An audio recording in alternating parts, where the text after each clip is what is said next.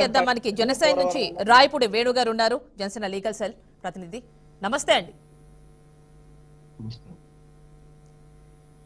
వేణు గారు. షర్మిల గారు మీకు కూడా లేఖ పంపించే ఉంటారు కదా? సో మరి మీకు పొత్తులో ఉంది మరి బీజేపీ, మీరు వాళ్ళకు వ్యతిరేకంగా వెళ్ళగలుగుతారా? ముందుగా మీకు అదేవిధంగా బీఆర్కే న్యూస్ ఛానల్ వారికి ప్యానల్ లో పాల్గొనే పెద్దలందరికీ కూడా జనసేన పార్టీ తరఫున ఉదయపూర్వక నమస్కారాలమ్మా. ఇవాళ మంచి డిబేట్ కార్యక్రమమే పెట్టారు. అయితే విషయం అయితే పాతదే గాని ఇప్పుడు ఏంటంటే ప్రస్తుతానికి సీజను రాజకీయం, సీజన్ అంటేనేమో ఎన్నికల సీజను, రాజకీయం అంటేనేమో ఓటు బ్యాంక్ రాజకీయం. కాబట్టి ఏంటంటే నేను దీనికన్నా ముందు చిన్న విషయాన్ని ఇందాడ అన్న పెద్దలో మరి తులసిరెడ్డి గారు చెప్పినటువంటి విషయాలు, ప్రత్యేక హోదా వస్తే ఎలా మనం డెవలప్ చేసుకోవచ్చు ఆంధ్రప్రదేశ్ అనేటువంటి విషయాలకి మేము ఏకీవిస్తున్నాం. 100% కూడా ఇస్తే ఆ రకమైనటువంటి పరిస్థితుల్లో ఆంధ్ర పరిస్థితి.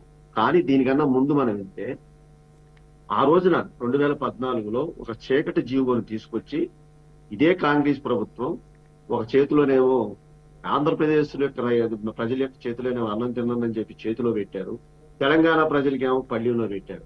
అంటే వాళ్ళ పార్లమెంటు అర్ధరేత్రిగా లైట్లు తీసి వాటి యొక్క తలుపులు కూడా వేసేసి మరి ఎవరి ఒత్తిడి వలన వాళ్ళు చేశారనేది ప్రజలకు సమాధానం చెప్పాలి.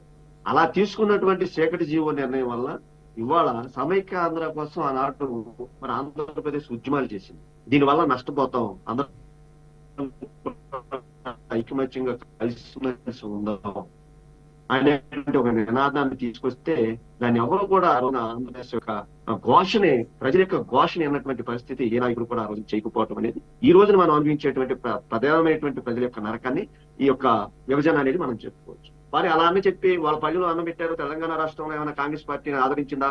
వెంటనే ఎన్నికలు రావటం, దాదాపుగా వాళ్ళు 10 సంవత్సరాల వరకు ఉనికిని కోల్పోవటం, మళ్ళా ఇప్పుడు 10 సంవత్సరాల తర్వాత వాళ్ళ అధికారంలోకి రావడం.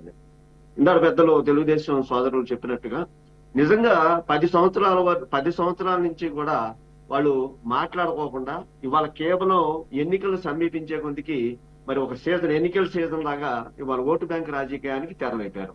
ఇవాళ నిజమే అందరం కోరుకుంటున్నాం, ఆమె లేఖలు రాసింది, సంతోషిస్తాం, ప్రత్యేక హోదా కావాలి, మేము ఆహ్వానిస్తాం, అవసరమే. కానీ ఇన్ని సంవత్సరాలు ఇవాళ షర్మిల గారు వచ్చారు, జగనన్న గారు వదిలిన బాణం, ఆమె ఒకే కుటుంబంలో ఉండి జగన్మోహన్ రెడ్డి గారిని వేసేటువంటి వాళ్ళ ప్రశ్నలు నిజంగా ఆమె కూడా మరి ప్రతిపక్షంలో జగన్మోహన్ రెడ్డి గారితో కలిసి ప్రయాణం చేసి ఆనాడు ప్రచారం చేసి ప్రత్యేక హోదాన్ని తీసుకొచ్చేటువంటి కార్యక్రమంలో ఆమె కూడా పాల్గొని మళ్ళా అన్న అధికారంలోకి వచ్చిన తర్వాత ఇప్పుడు దాకా నోరు ఇప్పకపోవడానికి కారణం ఏంటో ప్రజలకు సమాధానం చెప్పాలి. ఆమె అడిగేటువంటి విషయం గొప్పదే, కానీ ఇప్పటి వరకు ఆమె అడగపోవడానికి గల కారణాలు ఏంటి అంటే చివరి అసెంబ్లీ సమావేశాలు జరిగి ఇప్పుడు జరుగుతున్నటువంటి దాంట్లోనే మీరు బిల్లు పెట్టేయండి, మీరు అందరూ కలిసి రండి, మనం వెళ్ళి కేంద్రం మీద పోరాటం చేద్దాం అని అంటే దీనికన్నా ముందు అన్ని రాజకీయ పార్టీలు కూడా పోరాటం చేయటం జరిగింది.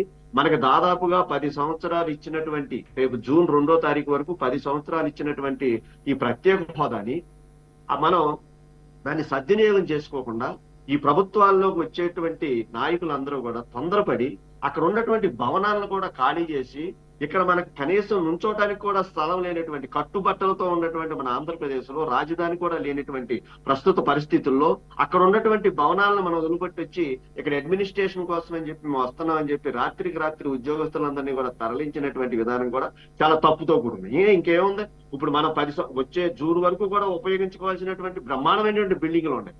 ఇవాళ కనీసం మనం నుంచోటానికి నిలువలేనటువంటి పరిస్థితుల్లో ఇవాళ రాజధాని కట్టుకోలేనటువంటి పరిస్థితుల్లో ఉంది.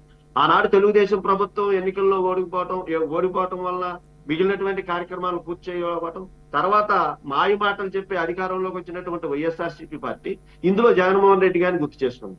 ఆయన ఏమన్నాడు, ప్రత్యేక హోదానా ఇంకా ఇవ్వలేదా, ప్రత్యేక హోదానే నా లక్ష్యం, మీరు నాకు పూర్తి అధికారం ఇవ్వండి, నేను నా దగ్గర అధికారం లేదు కాబట్టి నేను కేంద్రం మెడలో వంచి నేను ప్రత్యేక హోదాను తీసుకొస్తానన్నటువంటి పెద్ద మనిషి 151 మంది ఎమ్మెల్యేలని 22 మంది ఎంపీలని మీరు రాజ్యసభ సభ్యులతో కలుపుకుంటే 30 మందిని మీకు బలం ఇచ్చిన తర్వాత ఇవాళ మీరు ప్లీజ్ అనేటువంటి పరిస్థితి తప్పితే మన దగ్గర ఏమీ లేదు.